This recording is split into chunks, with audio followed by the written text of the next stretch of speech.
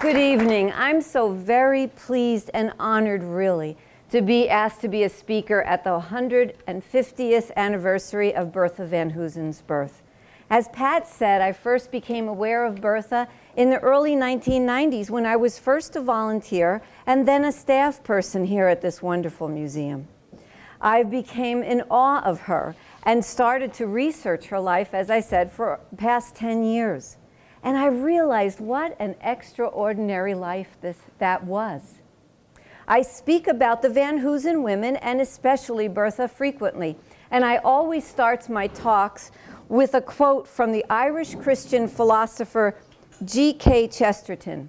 There is nothing as extraordinary as an ordinary man, his ordinary wife, and their ordinary children. In 1863, the Civil War raged. The Emancipation Proclamation had just taken effect. Lincoln would very soon be giving his Gettysburg Address, and in the little village of Stony Creek, Michigan, a young couple welcomed their second daughter into their home. Joshua and Sarah Van Hoosen were both 33 years old, and they were very ordinary for their time.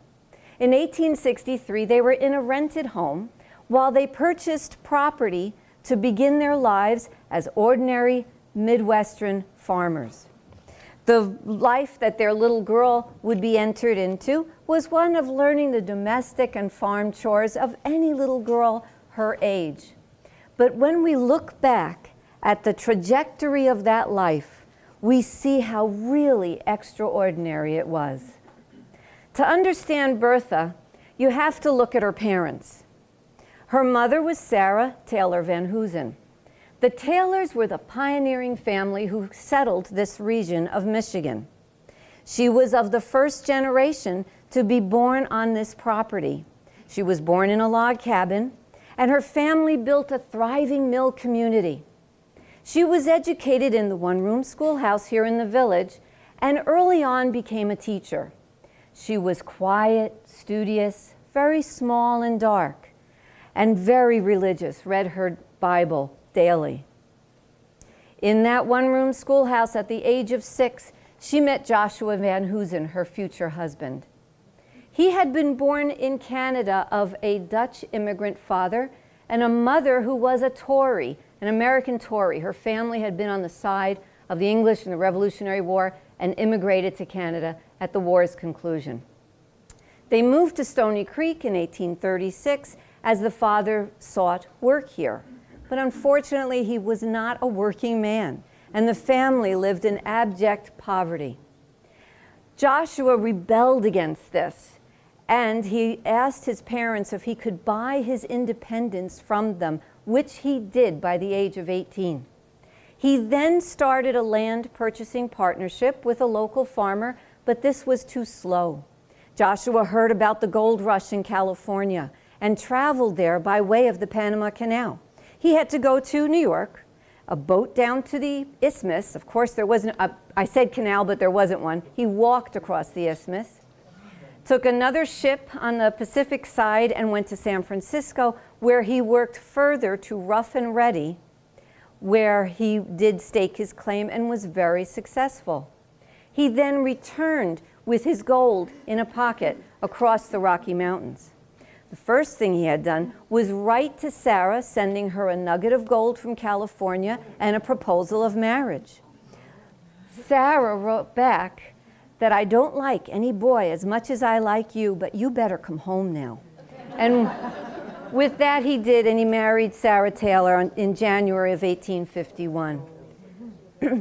Their first child, Alice, was born later that year, and she was a typical little domestic farm girl. She stayed close to her mother.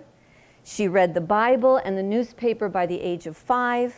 She learned the domestic chores and stayed with her mother in the farmhouse. Bertha arrived in 1863 and would later in her life call herself the dog-like companion of my father. She was like her father in that she was red-haired and blue-eyed, while her sister had dark hair and dark eyes like Mom. And she followed her father on his chores around the farm. There's one story she tells that really paints a lovely image. It's of her as a little girl sitting on a fence post with a bucket of water and a ladle. And as her father made his rounds in the field, she would give him cool water to drink. She was not sheltered from the rhythms of life and death on the farm. There was never any mystery about why the bull was coming to visit. And she was not spared the harshness of death. Her parents became successful Midwest farmers. And they were unusual and extraordinary in another way, that they wanted their girls to be educated. We know that there were not very many opportunities for girls at that time, and for an educated young woman especially. But they, like some other farmers in the area, very much wanted their children educated. To accomplish this, the girls started in the Stony Creek one-room schoolhouse, and at that time there was an institute called the Rochester Academy. It was a graded subscription school. Joshua was told, as it turned out incorrectly, that if the girls went through the academy, they could be accepted to the university in Ann Arbor, but that was not right. They both attended there for a time, and it was here that they realized that they were different from the Rochester kids. Their dad's clothes were handmade. His shoes were greased, not polished. The kids down in Rochester called them rubes and haystack kids and all kinds of names. And Alice was very put off by this. She lectured her parents on keeping the buggy clean and having better table manners. Well, when Joshua realized that the girls would not be able to go to the university from that school, he put Alice first into Pontiac High School. And this meant that the girls were away from home for the first time. It was a 12-mile ride in a horse and buggy on a Monday morning to stay with people around Pontiac, to board in homes, and then come home on Friday night. Each girl in turn did this. Bertha had been able to enter high school early, so even though they were 8 years apart, their school years were shrinking. Alice lost a little bit by staying at the academy too long. Bertha excelled and skipped a couple of grades. So they were together there for a short time. Alice entered the University of Michigan in 1876, not long after their doors were first opened to women. Here the sisters were separated for a longer period of time. They were extremely close. Their mother never allowed them to fight. And sometimes the 8-year difference in their age had it looking like Alice was more of a mother figure than just a sister to her sister. Their letters are almost romantically affectionate to each other. Dear sister, companion, friend. One stated, unless ladies choose the other fields, the condition will be worse, not better. And this is Alice complaining about her having to be a teacher at that time, studying to be a teacher.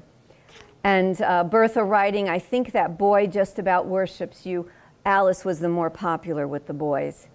We have each other, and the day will come when people will respect us for what we have done, Alice wrote to her younger sister, and also how terribly I have neglected you, my blessed little sweetheart. They kept all their letters, and they're just delightful to read. When Alice graduated from school, there were not many opportunities for a young woman. She had gone through the literary department of the university and landed a job in Saginaw, East Saginaw, at the time when the city was split in two. She started there in 1882 in the East Side High School, which was the first brick high school in the city and the first school that actually had heat. She was a very popular teacher, even though she was very petite and little. She used to sit on her legs behind her school desk so she would seem bigger to her students. Later on, many students wrote to her fondly of how she made Greece and Rome come alive to them.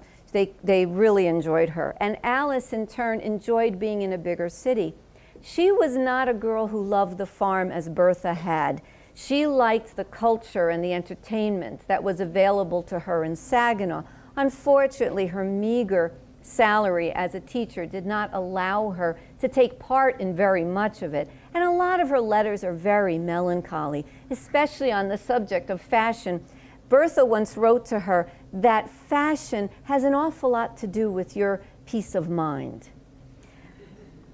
Bertha roomed for a time with the family of Joseph Comstock, not Bertha, I'm sorry, Alice roomed with Joseph Comstock Jones' family. He had been the superintendent of schools when the girls were in Pontiac High School, and it was very common that a superintendent of a school district might remember a bright student and invite her to come and teach when she graduated. Alice became friendly with his wife Annette and very fond of little Horton, who she would bring home to the farm on vacations. She became very close to the family. In the meantime, Bertha followed her sister into the literary department, and she followed her sister's advice on dress and hair and was a very good student, although a very young one. She had finished high school early. She caught the attention of the heartthrob of the campus. This was Professor Charles Mills Gailey, a handsome young Irishman who was her Latin teacher. One day, he invited young Bertha to stay after school. She was nervous that she had done something wrong. But when everyone else was gone, he asked her if she would take a gentleman caller. She was very flustered. She said, "Well, I never have, but I guess I will." And so they would stroll along the pathways around the university in the evenings. And one night, the handsome young man turned to her and took both her hands in his. She slapped him away and said, "Shame on you. I am a young girl without my parents, and you're taking advantage of me."